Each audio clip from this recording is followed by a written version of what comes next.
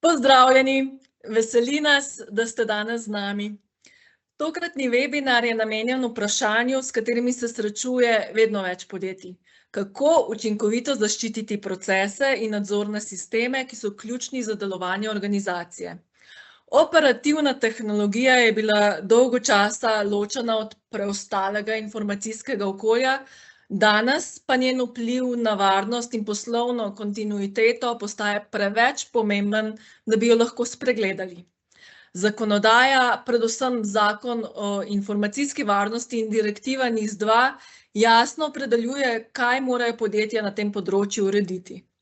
Danes bomo pogledali, kaj to pomeni v praksi, kako vzpostaviti jasen razmejitveni prostor med IT in OT, kako urediti dostop vzdrževalcev ter kako zagotoviti preglednost, ki omogoča, da hitro prepoznamo nepravilnosti. Z nami je Boris Kranjc, ki področje OT varnosti zelo dobro pozna. Predstavil bo ključne zahteve ter usmeritve, ki lahko podjetjem pomagajo pri urejanju varovanja procesov, postaviti vmesne cone ter izpolnjevanju zakonskih obveznosti.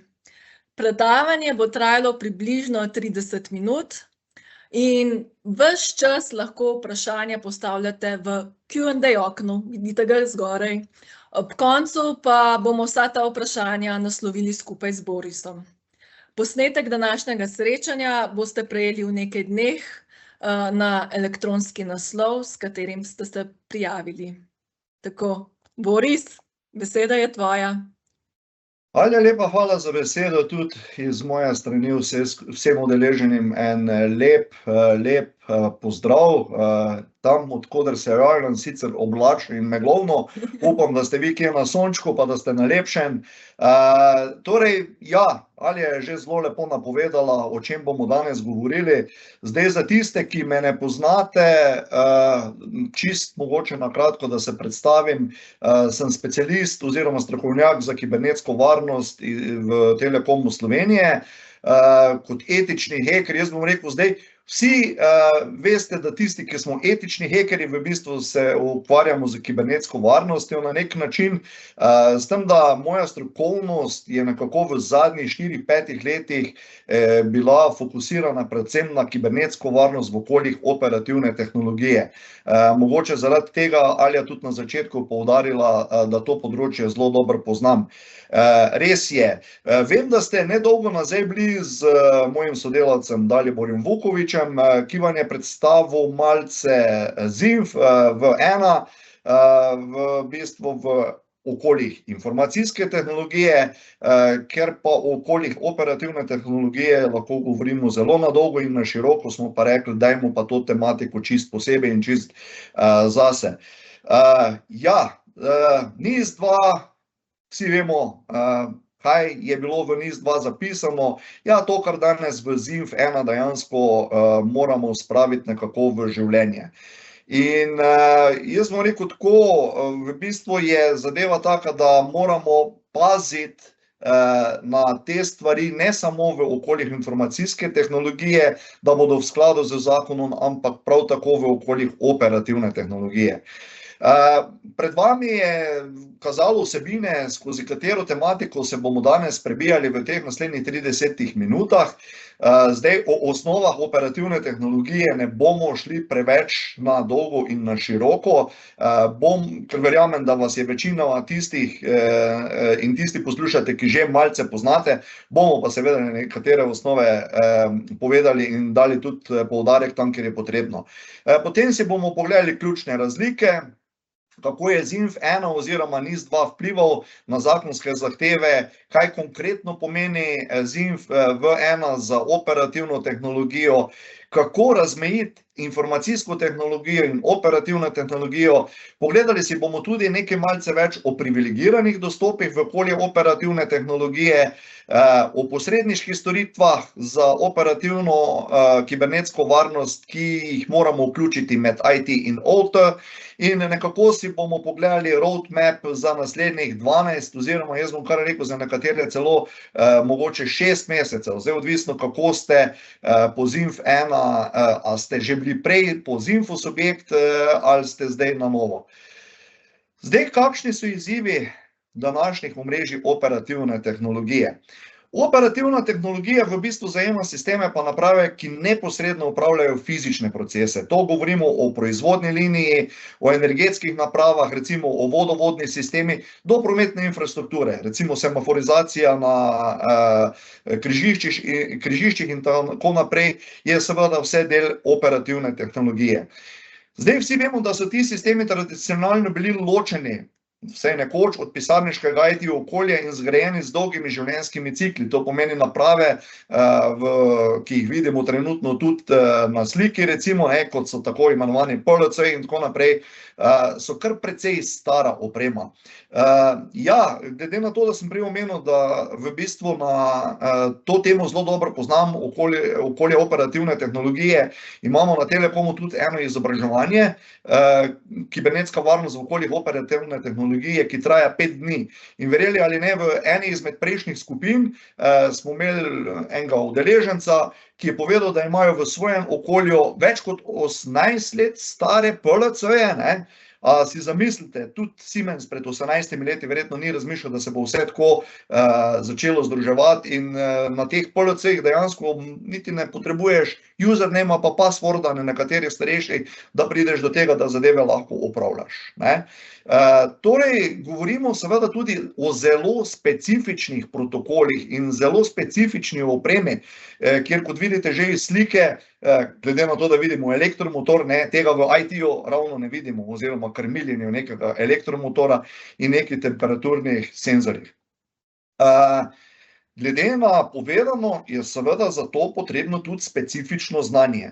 Tako specifično znanje strani upravljanja te opreme, kot specifično znanje tudi za to, da poskrbimo za pravilen pristop in dvigu nivoja kibernetske varnosti na področju operativne tehnologije, ne. Ja, na teh izobraževanjih, ki sem prej omenil, se mi dostikrat pojavijo seveda mešane skupine, tako IT-ovci, kakor tisti vzdrževalci iz tega področja, ne. In itak, zdaj tisti, ki ste z IT področja, verjamem, da bi tudi jaz izhajam iz IT področja, bi stvari poštimali oziroma zrihtali na tak način, kot to naredimo v IT-ju, ampak v OT-ju žal to ne gre na tak način. Zdaj, OT so v bistvu sistemi, ki upravljajo fizične procese, smo rekli, proizvodnja, energetika in transport. In upam oziroma predvidevam, da ste kdaj slišali za tako imenovano triado CIA, ki jo v IT-ju lahko razvrščamo po vrstnem redu kot confidentiality, integrity in availability, ne. To pomeni, na prvem mestu nam je nekako zaupnost, ne. Dočim recimo, če pa pogledamo v okoljih operativne tehnologije, ne, je pa seveda tisti glavni cilj varnost ljudi in neprekinjeno delovanje. Kar pomeni, imamo availability na prvem mestu, ne, integriteta je na drugem mestu in zaupnost podatkov je šele na zadnjem mestu.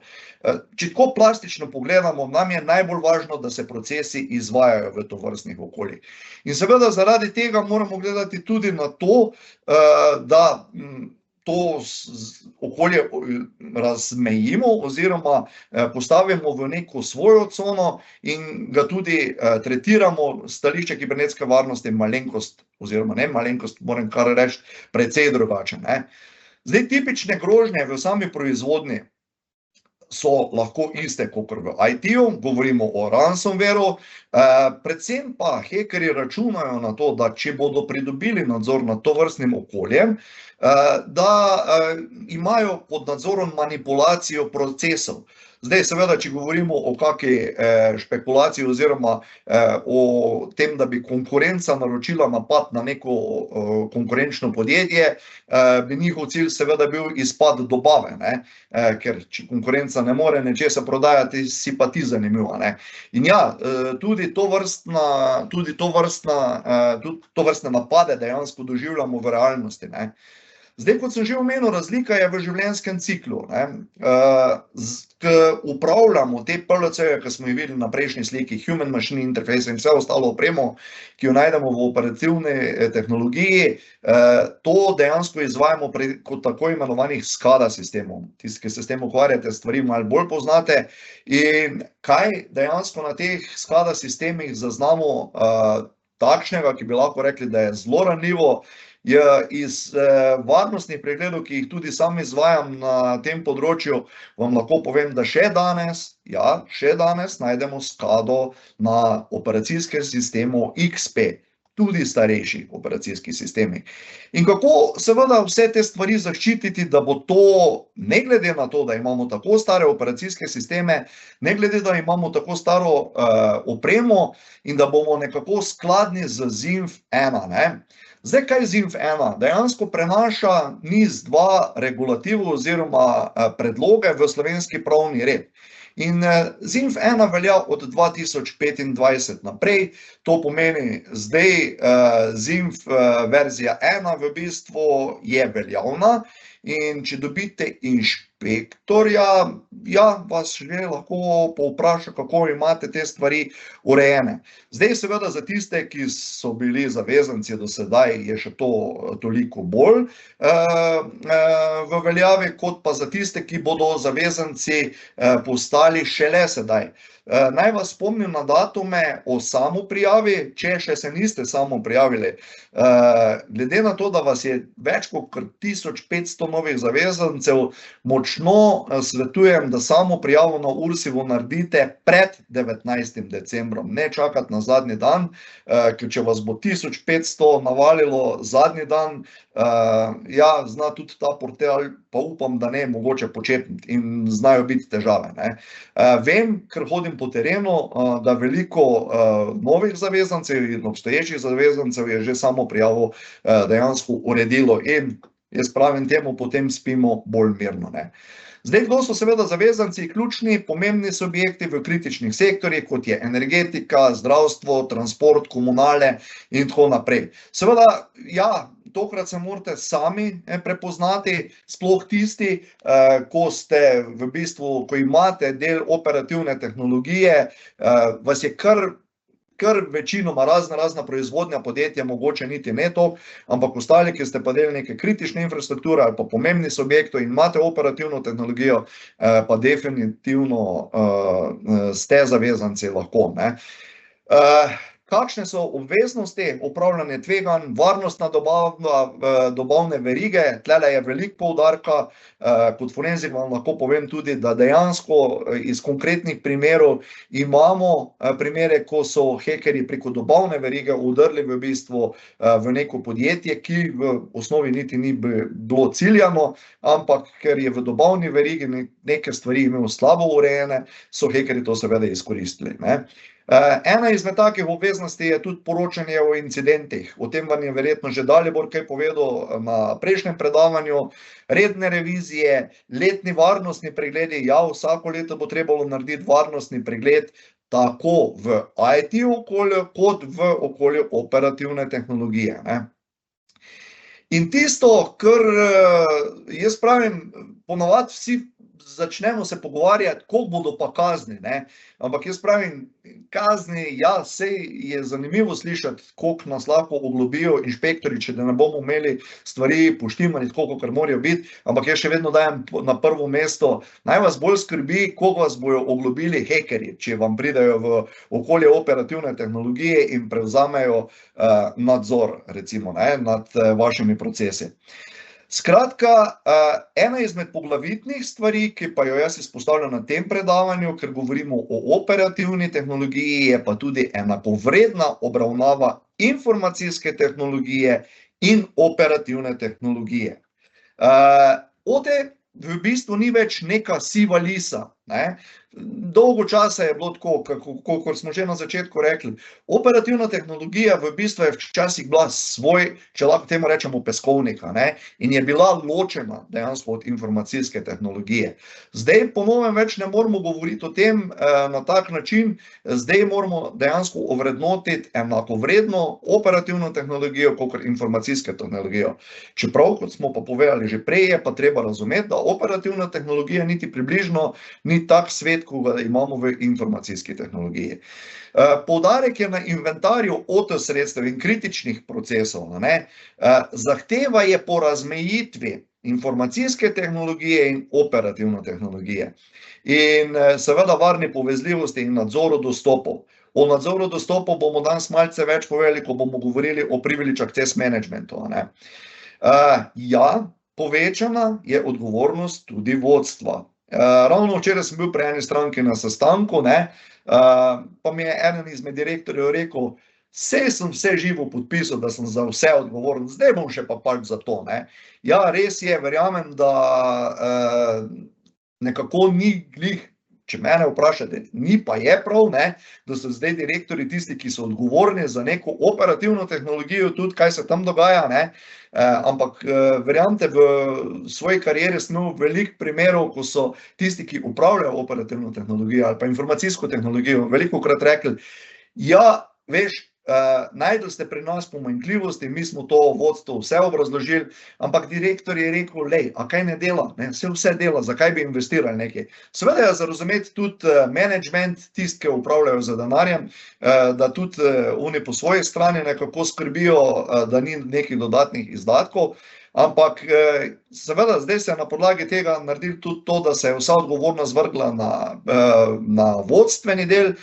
Ampak bom rekel, ja, so pa že prvi indici tega, ker vam lahko zaupam, da je se pa zdaj po sprožitvi tega novega zakona začelo dogajati, da mi niti več kaj dosti ne rabimo ponujati, recimo raznih varnostnih pregledov, ampak dobimo to povpraševanje, da smo že kar skoraj do naslednjega leta dejansko zasuti z izvedbo le-teh in ja, začeli so se zavedati v organizacijah, da je potrebno poskrbeti za kibernetsko varnost.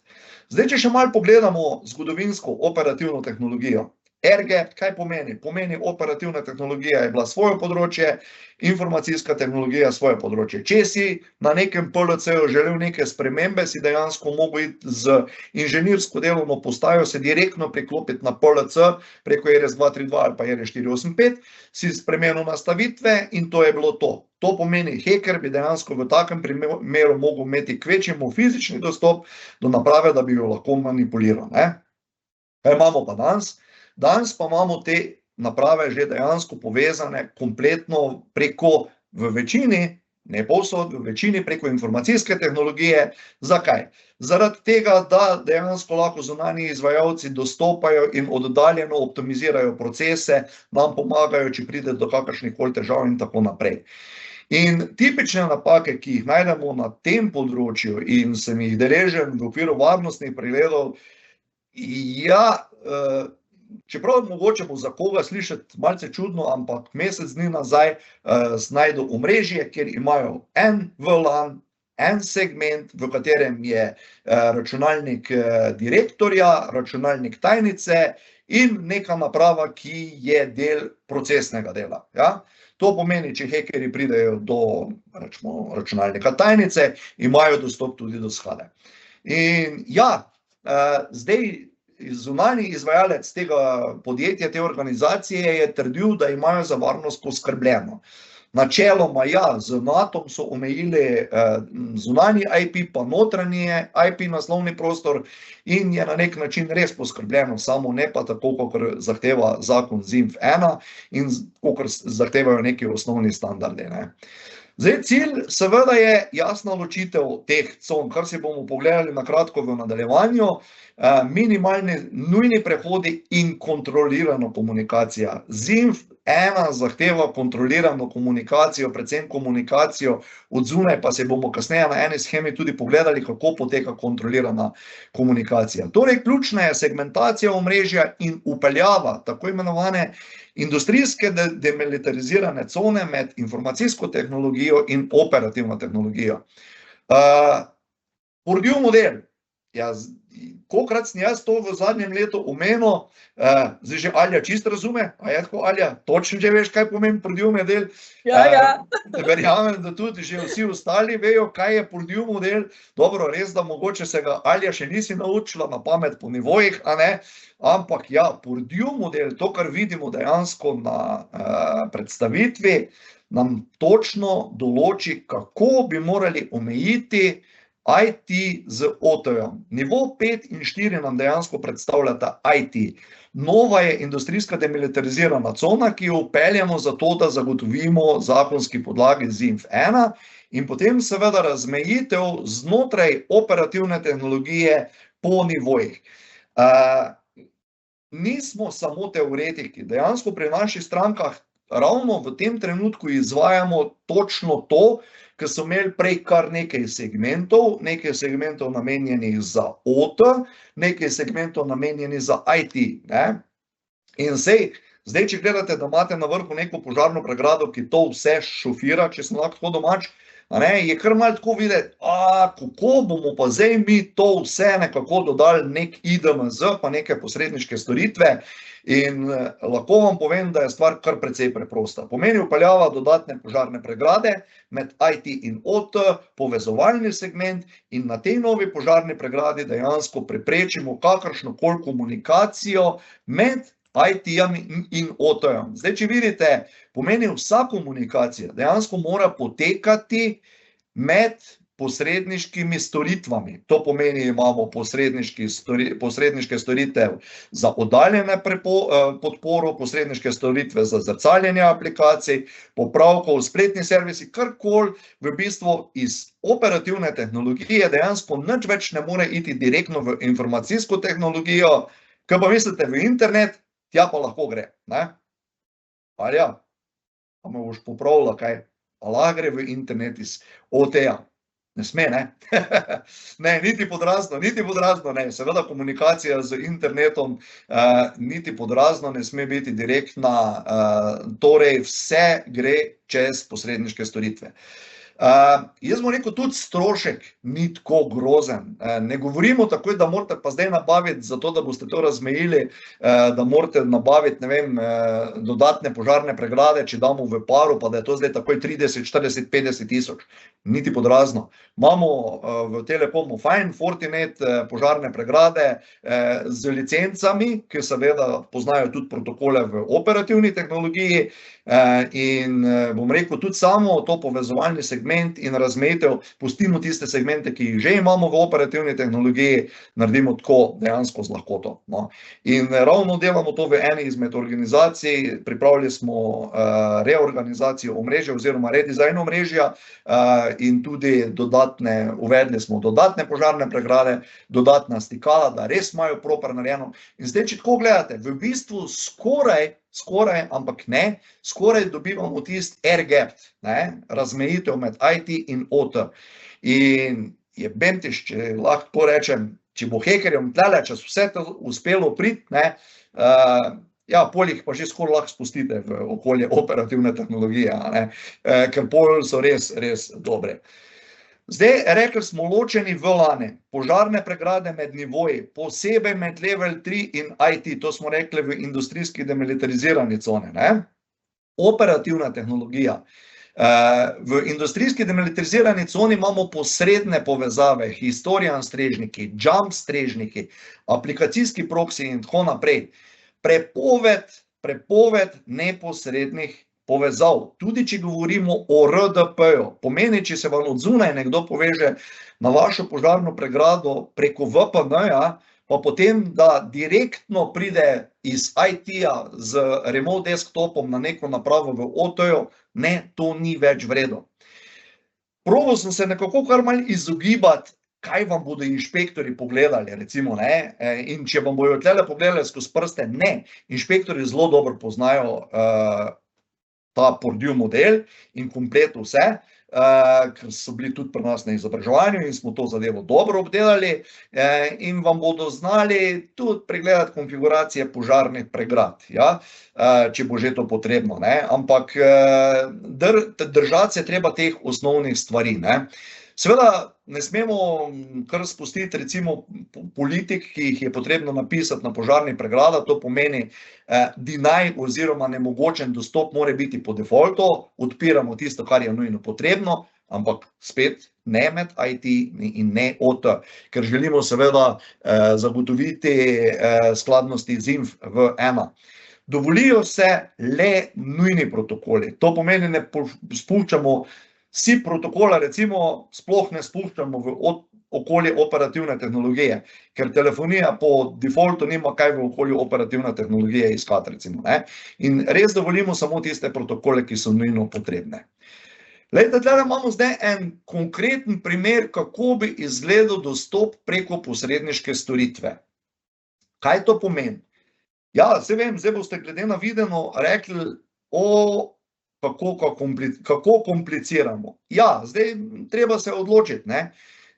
A bomo poskrbeli za varnost, pa malo zakomplicirali življenje, ne, pa seveda skladno z ZINF-1, ali pa bomo delali tako, kakor smo ponavadi delali do zdaj, da smo spustili kar iz centralne požarne pregrade v okolje OT, kar je še dobro, če nismo spuščali kar preko TeamViewera ali pa Anydeska zunanjih izvajalcev, da smo našraufali zadeve, ne.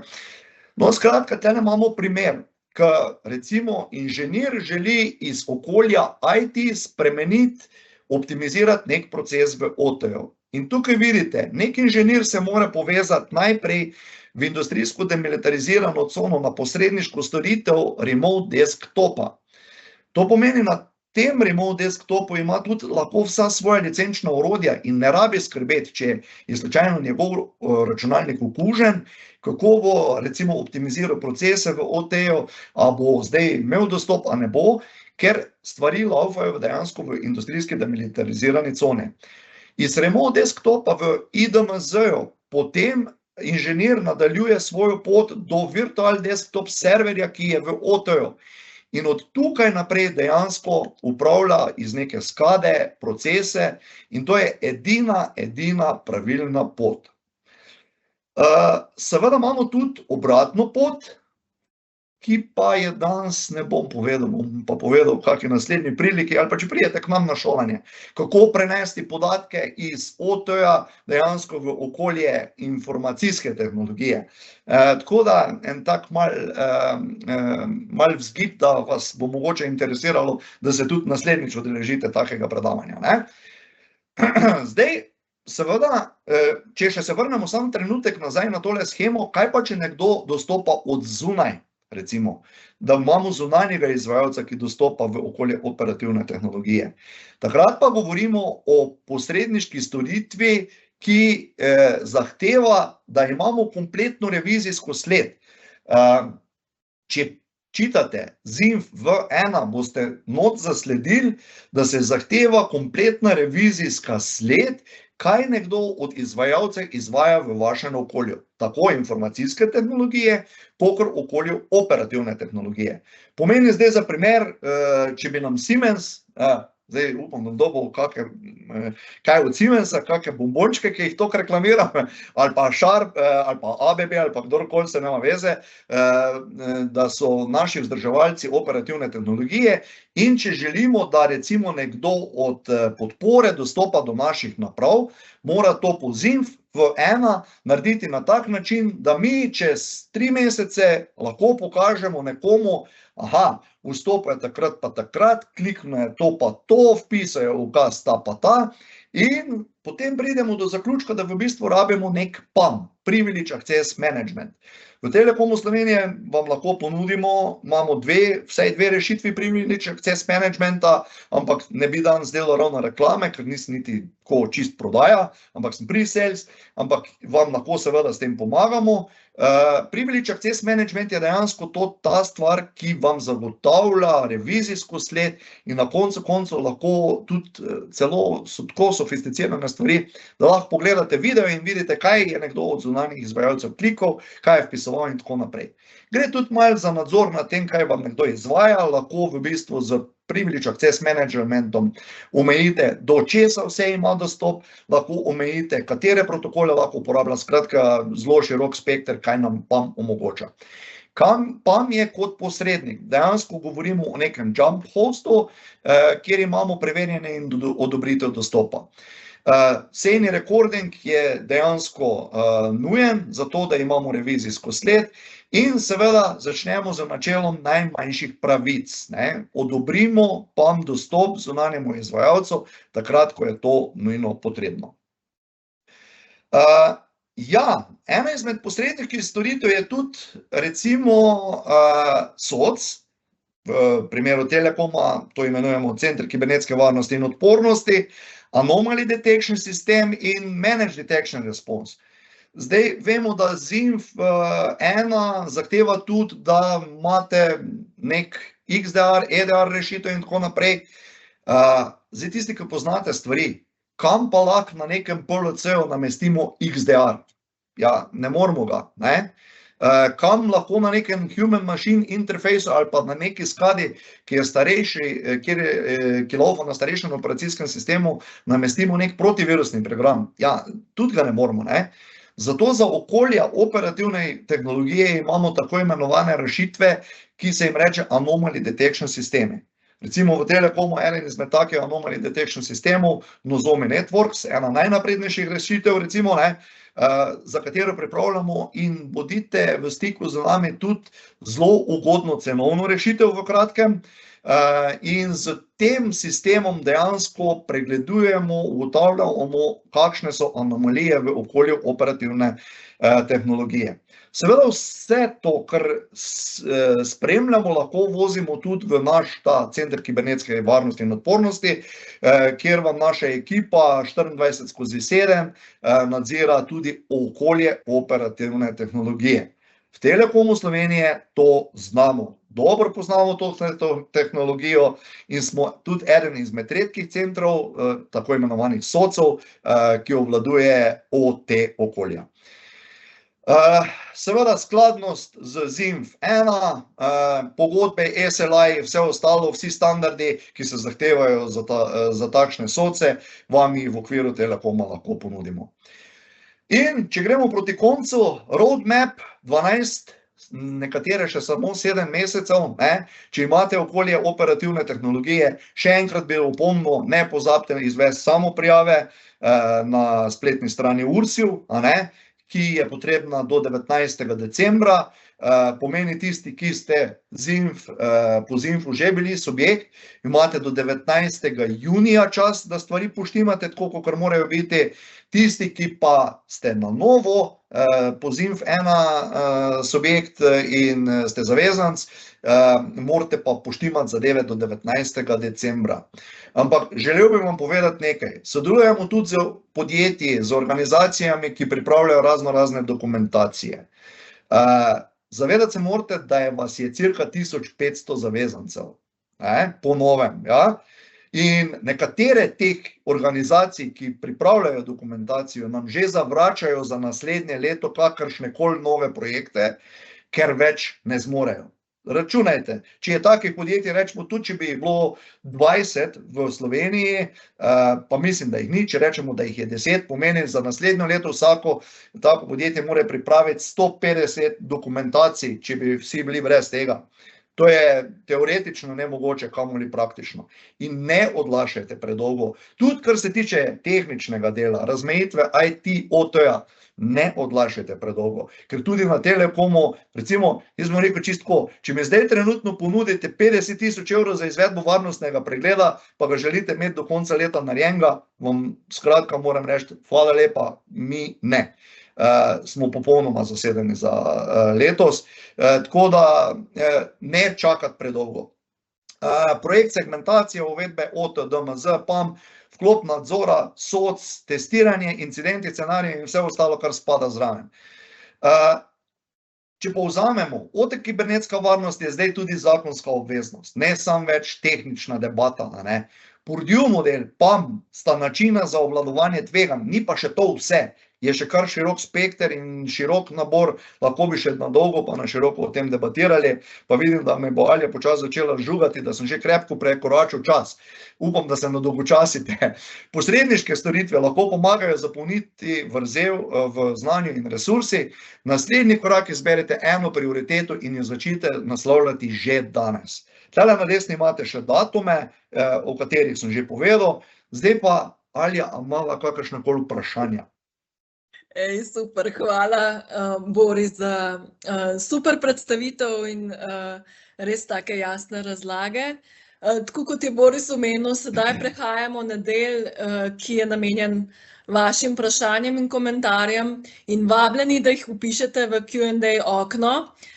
Ker pa se vam tale vsebina predvaja z manjšim časovnim zamikom, Boris, 20 sekund, veš, mava medva prednosti pred njimi, ja, si bomo vzeli nekaj trenutkov, da imate pač dovolj časa za opis teh vprašanj ali pa misli, ki se vam je porodila med predavanjem. Pogosto se tudi zgodi, da se vprašanja pojavijo šele kasneje, ko začnete razmišljati, kako predstavljen pristop prenesti v svoje okolje. Tako da vas spomnim, da nam lahko pišete tudi naknadno na elektronski naslov.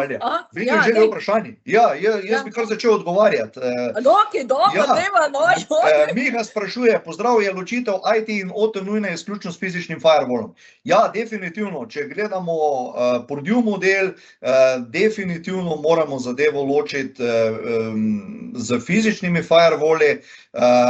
Zdaj, verjetno ste imeli eventualno, ja, mislim, da ste imeli v mislih tudi virtualne firewalle, a je tako? Predvidevam, da ja.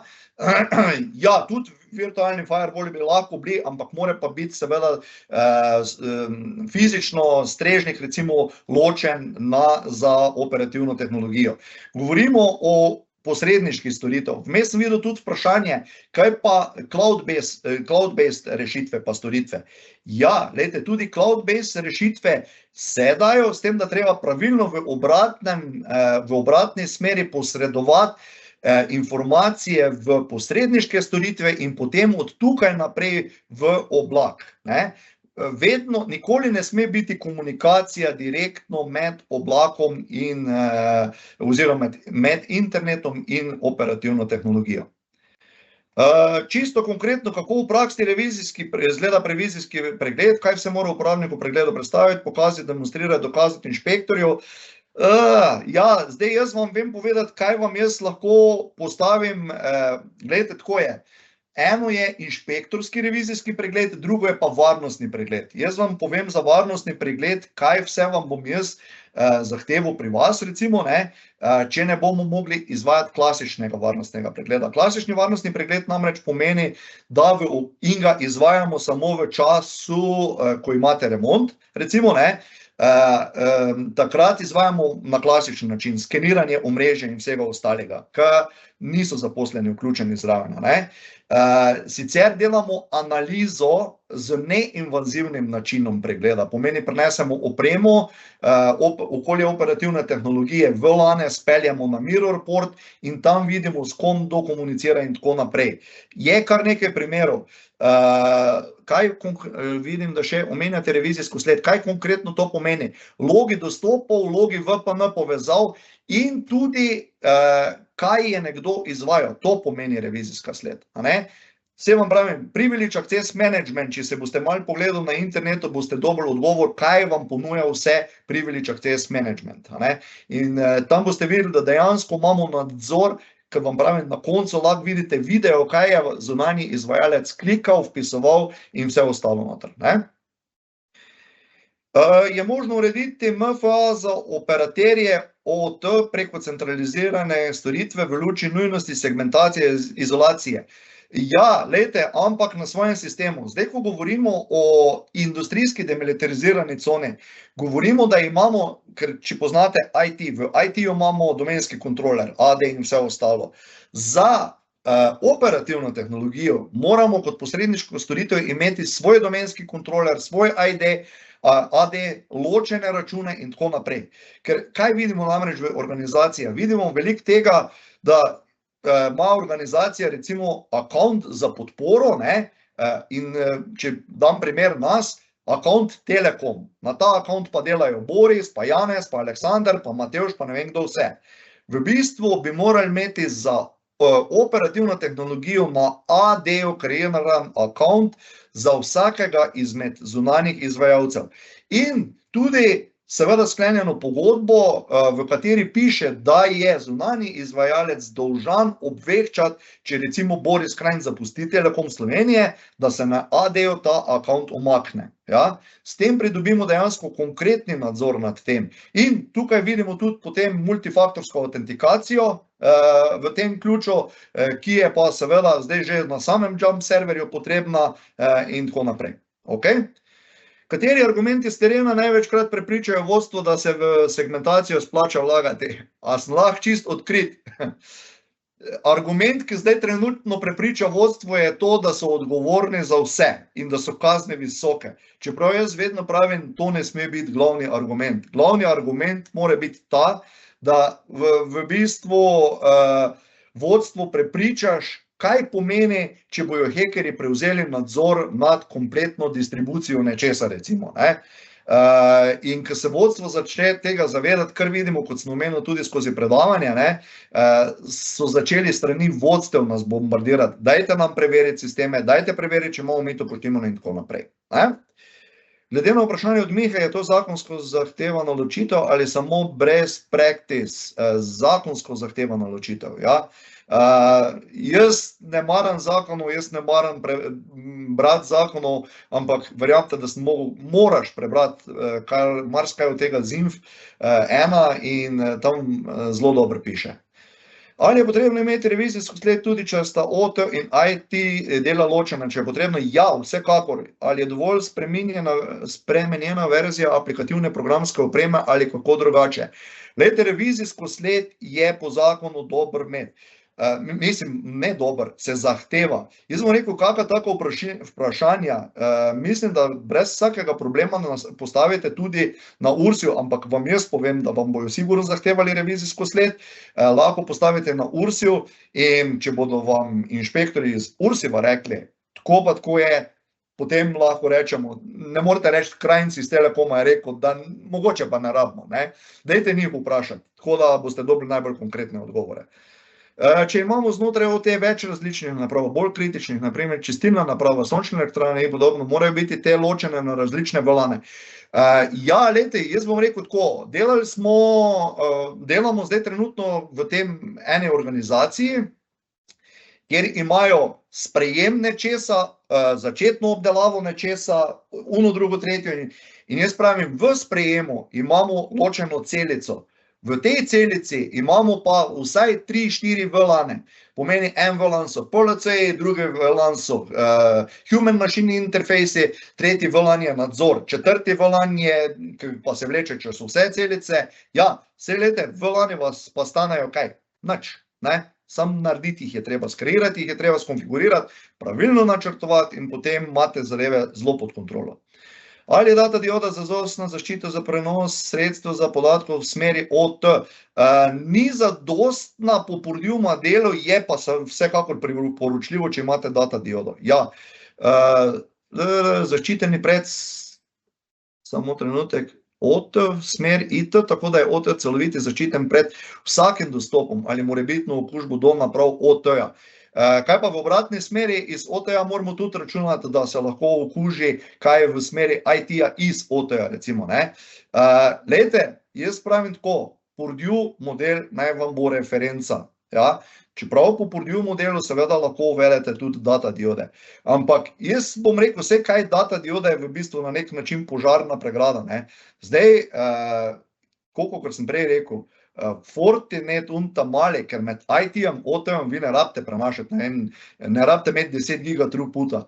To so stvari, ki so vrednosti tam 700-800 evrov, ne me zdaj za besedo držati, odvisno od velikosti in tako naprej, pa odvisno od licenc, ampak to so poceni stvari, ker jaz pravim, vsaka proizvodnja, ko se gre nečesa za varnost, 700-800 evrov za eno požarno pregrado, pa če govorimo o implementaciji in vse ostale, in če je to 3-4 uri, to ni nek tak denar, ne? Za OT potrebujemo svoj AD ali RODC za, v glavnem, spet bom rekel, po Purdue modelu rabite kot posredniško storitev AD oziroma nekaj, kjer imate nadzor nad svojimi klienti oziroma svojimi zunanjimi uporabniki in notranjimi uporabniki, ki dostopajo v vaše okolje operativne tehnologije. Ste me pa zašvical ful. Jaz bom rekel to, hvala, to je pa prvi webinar, kjer smo imeli toliko vprašanj in ja, pozabil sem povedati, nisem vse mogočni daleč od tega. Upam, da bo kako vprašanje, ker bom rekel, sploh nimam pojma, ne poznam odgovora, ampak jaz upam, da sem vam postregel za tistim, kar pač lahko. Glejte, verjamem, da so tudi na Ursibu ful zasedeni, da imajo ful dela, ne, zdaj ne rabite jih zdaj bombardirati z vprašanji, ali se res moramo prijaviti do 19. decembra, ne, ampak bom rekel, vem, da pa tudi odgovorijo na veliko vprašanj. Res so zelo dobri, ne glede na to, koliko so zdaj zasedeni, imajo ful promptno, dosti promptno odgovarjajo in taka smiselna vprašanja. Ja, če vidite, da je res na nek način zaščita ful dobra in da bi lahko nadomestila karkoli, kar je po Purdue modelu, dajte jih vprašati, ker v končni fazi inšpektorji iz Ursiba vas bodo prišli na koncu pogledati, pa pozdraviti, pa preveriti, da imate omrežje in vse ostalo pošteno, tako kot mora biti. Ne? Super. Če rabite varnostne preglede in vse ostalo, kar spada tlele, izobraževanje 5-dnevno z tega področja. Prejšnji teden smo ravno zaključili, smo imeli skupino 10 ljudi, ne moramo imeti več kot 10, zaradi tega, ker tam imamo opremo, vsak dobi svojo opremo, kjer konfigurira požarno pregrado, dejansko konfigurira IDMZ požarno pregrado, sproba, kaj pomeni pohekati, Modbus, etc. Ali je zdaj delam reklamo za mene? Ja, dej, sem dala jim link v chat. Ja, super, jaz bom rekel tako, vsako izobraževanje nekaj stane, mi smo tudi ful truda vložili v to, vam povem, odzivi udeležencev so enkratne in ja, v tistih 5 dneh dejansko spoznaš to komplet, v kompleto vse, gremo tudi v detajle, vsak tisti nivo od 0 do gor do 5, z 3 pa po vsem obdelamo v detajle, fizično probajo udeleženci in jaz vas vabim, mislim, da bomo imeli prvi razpisan termin v februarju, prvih 10, to je ono, first in, first out, FIFO, ne, kdor prvi pride, prvi melje, že imamo neke rezervacij, moram povedati, tako da, ja, vljudno vabljene, ne. Sva dobila vmes vprašanje, če dobijo diapozitive in bomo delili, ali ti si šefica, bomo, ne? Ja, itak, da boste dobili, seveda, normalno bomo podelili tole, tako da, ja. Upam, da se še srečamo na kakrem od prihodnjih webinarjev, kjer bomo probali vam čim več predstaviti, kar se tiče tudi operativne tehnologije. Bravo. Hvala, super predavatelj, super publika danes. Res, publika ste danes pa cari. Energično in Super. tako se spodobi za zaključek leta, ker namreč tole je bil tudi zadnji webinar v tem letu. Tako da, hvala, ker ste si vzeli čas, pa bili z nami. Posnetek boste prejeli v naslednjih dneh, pa poslala vam bom še playlisto preteklih webinarjev, če boste želeli pogledati še kakšno temo, skupaj s temle seveda, pa kaj sva še obljubila, pa še prezentacijo, pa morda še link do teh tečajev še, da vidite plus razpisani datumi, ker zdaj teli februarski še niso gor objavljeni. Ni še razpisan, ne. Ja, tako. Tako da želiva vam prijeten december, pa miren zaključek leta in z webinarji nadaljujemo v naslednjem letu, tako da se že veselimo, da se ponovno slišimo. Nasvidenje! Lep pozdrav, živjo!